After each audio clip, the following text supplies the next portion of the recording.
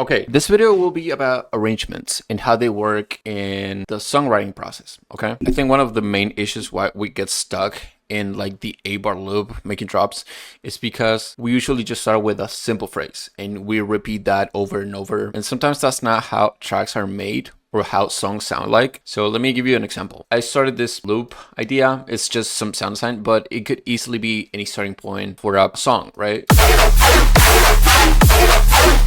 Some super basic stuff. Things like sometimes it's hard for me to just get out of this because it's just a loop that's just repeating, and it's not really moving, not really changing. There's not really any call and response going on. So what I wanted to do, and something that I did for years in order to analyze and to learn about arrangement, was pretty much like analyzing tracks. Okay, so we'll do that. I'm just gonna move this out of the way for now. So we have dislocated, nothing matters. And let's do a couple more. Let's do this one. This one's coming out next month. Let's start with dislocated, okay? I'm just gonna turn all these off for now.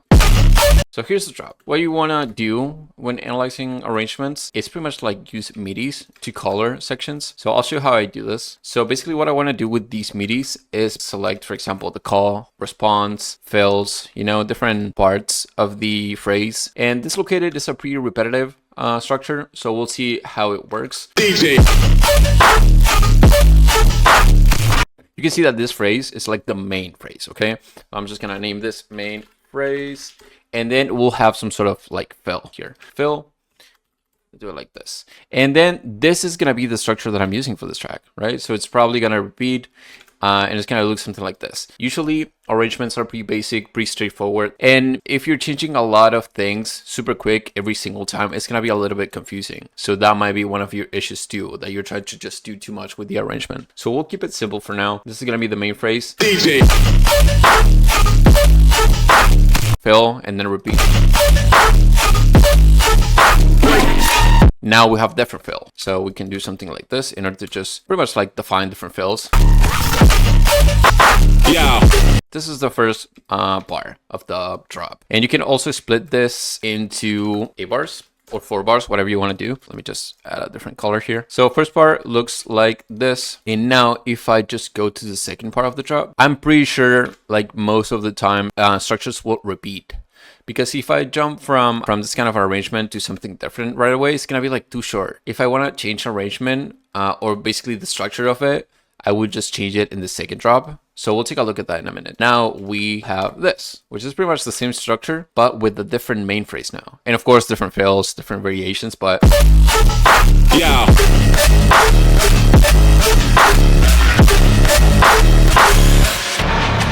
And like just transition into build up.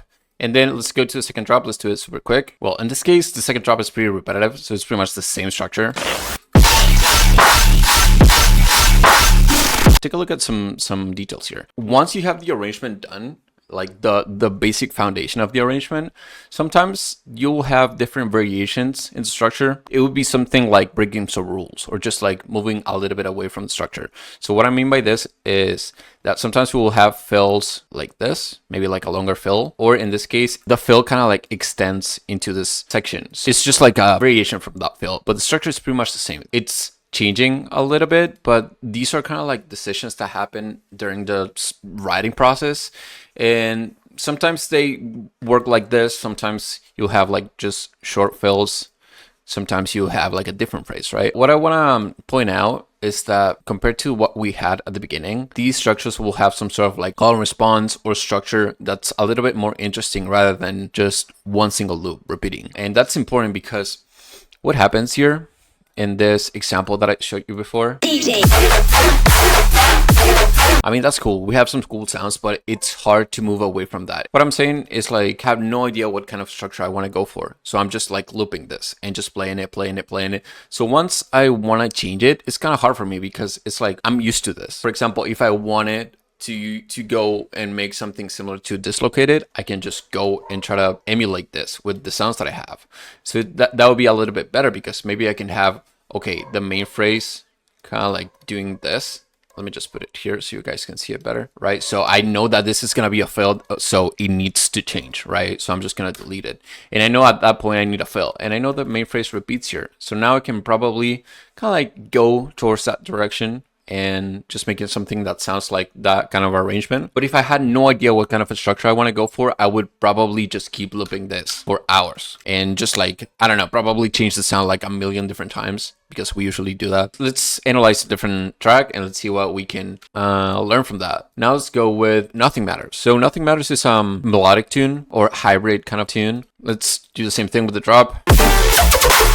So the thing is, like, we have this sort of downbeat here at the beginning, like this. I mean, you can consider this as main phrase like this if you want, but I just want to make it a little bit more specific. So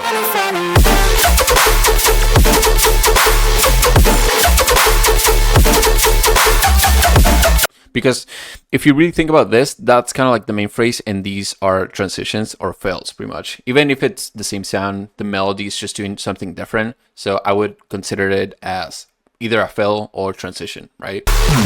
And then we have a big change here. So this is a different kind of structure where you repeat the kind of like the main phrase 3 times, and then you do some sort of like change at the end in order to transition to a different part of the drop. So we'll call it transition for now. So we have downbeat, main phrase. We'll keep this as fills, but it's just kind of like a variation from the melody. And then we have this sort of that kind of like transition. That's pretty much what I explained before with this. Basically the fill kind of extending, or the transition just extending a little bit. I feel like we all have some sort of structures and arrangements that work a little bit better or naturally. So I do this thing a lot, to be honest, but not because I'm just trying to do it, just because I don't know. I think the cool thing about analyzing your own tracks is that you can identify these things. And like I said before, usually arrangements will repeat twice in the span of like 16 bars, for example. So we can do this right away, and I know the structure is going to be similar. Of course, different main phrase now. Now we can say, okay, this main phrase repeats 3 times, and then I can have this sort of transition. So if we translate that into our track now, okay, I want to repeat this here, but here I know that I want some kind of change. I need to just have something different in order to transition away from that drop into the next part, right? That's the whole point of this video, pretty much, like just being able to tell what kind of arrangement I want to go for. And like if you're starting with sound design, for example, already leave some empty space here in order to just make use of that with a different sound, or just something different, maybe like some chops, melodies, drums, could be anything. If you want to go for that arrangement right away, it's better to already start kind of like positioning your elements, whatever you want them to be, instead of just like, okay, I'm just gonna loop this for 64 bars, you know, and just like, yeah, that's basically what stops you from moving on and just like finishing ideas, and you start changing the sound 20 different times and you end up closing the project, or just working on something else. And now let's do one more. So first, A bars. We have some sort of like downbeat, same thing as we had in Nothing Matters, and then the main phrase starts in the snare. Okay, so this is a little bit more complex, I would say, but it's not really crazy, to be honest.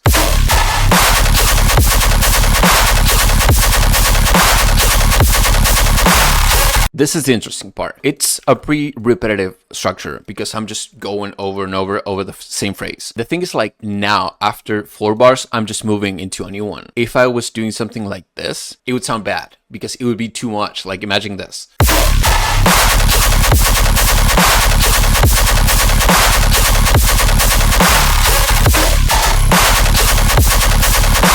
It would be way too much. But now we have this super obnoxious phrase, and then we go again into a new one, and we'll repeat the same amount of times, pretty much. I mean, this is not start again anymore. It's kind of like transition. Be something like this, right? This is basically more of what I explained before, like just extending the transition, and it doesn't have to be exactly the same like every single time. Sometimes fills can extend a little bit more, they can be just a little bit different, but this will be the main structure now. And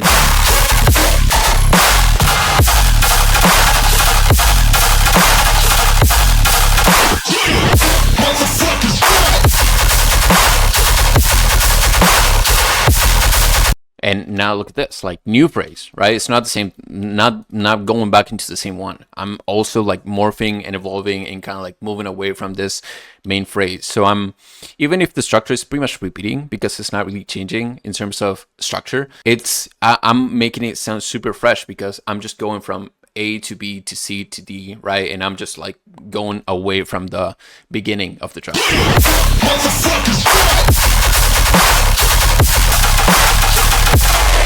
And transition, just to go out of the drop. Let's take a look at the B part, because B part is the structure that I call 1-3, and the reason why is because you have this sort of like 1-bar fake out or transition, and then you go into same thing, like a pre-repetitive main phrase. I've used that structure in Gatekeeper, Shiver, even Embrace Me, and all these tunes have this kind of like similar energy, right? It's like they're all pretty heavy, because this kind of structure allows you to have this phrase kind of like stuck in your mind, but at the same time, if you do it properly, you can make that sound cohesive and interesting, not just repetitive. So let's take a look at this part, and I'm just gonna copy this over. So I'm just gonna call this 1, which is fake out or transition. In this case, I'm gonna call it fake out, and then 3, main phrase. Take a look at this. So we'll loop this part.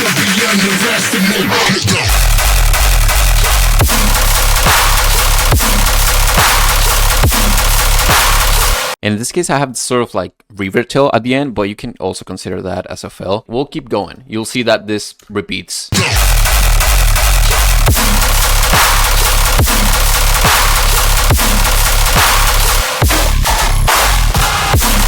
But look at this. Structure is pretty simple. 1-3, 1-3, right?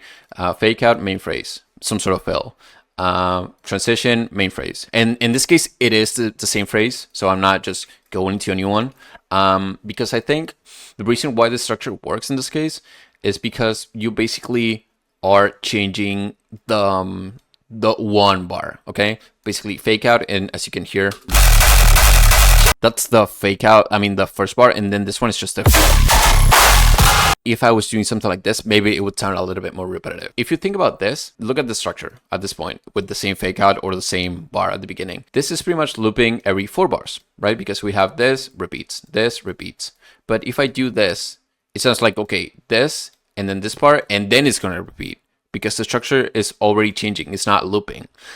Even if this is just slightly different, that's more than enough for your brain to be like, okay, this is a little bit different. It's not the same thing. If we do this for 8 more bars like this is just looping 2 times. The thing is, like, if you had this is looping 4 bars. So it sounds a little bit repetitive. I don't know. These are details of the structure. For example, if you have something like this, that's a little bit repetitive, sometimes by just changing some of the sounds or fills that you have in this part, you can turn this into something completely different. And it flows different, sounds different. At this point, I'm just going to a new main phrase. So we'll do like this.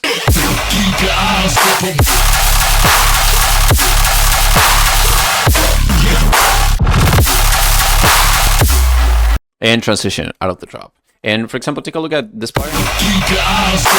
We have vocal. So for example, with these structures, you can have anything in these like 1-bar sections. Fake out, you can have some drum fills, you can have a vocal, you can have just effects, I don't know, tape stop effects and vocal chant here before the phrase, you know, a lot of different things. So basically, by just knowing what kind of structure you want to do, it's going to be easier for you to execute and make tracks. Basically get ideas done and just move on from that. Let me just do it one more time. If we wanted to go for some sort of structure that looks like this, what I would have to do would be maybe delete these and just keep the main phrase kind of repeating like 3 times, and then delete this part, you know, something like this, and maybe come up with, okay, transition or fills at the end and fake out or transition in this at this point. By just leaving this part empty, I know that I need to just fill it up with something different. I'm not going to use the same sounds, because if I just reuse the same sounds, I'm not following that structure. I'm just doing something different, and it's not going to sound the same way. Even if you follow the structure the same way, like exactly as it is, you'll come up with your own result, because there's a lot of possibilities and things that can change. Let me just keep this structure as it is here, and let me just load up another tune, and that's gonna be it for this video. Take a look at this. Let me just play it from here.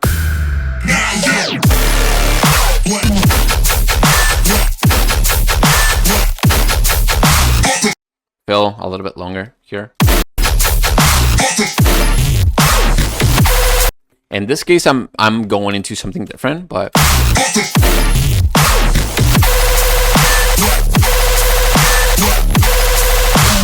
fill at the end, and it repeats.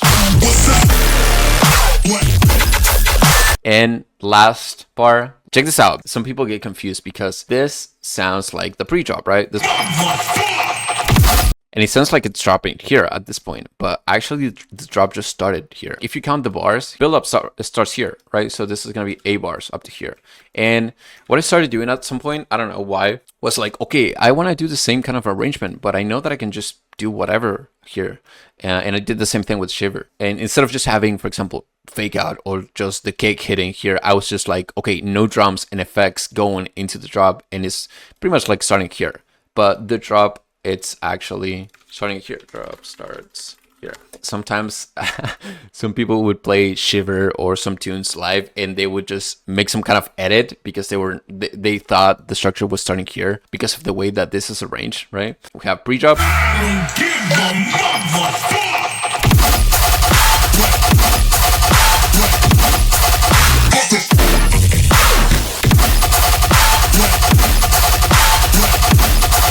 What's up? Let's go.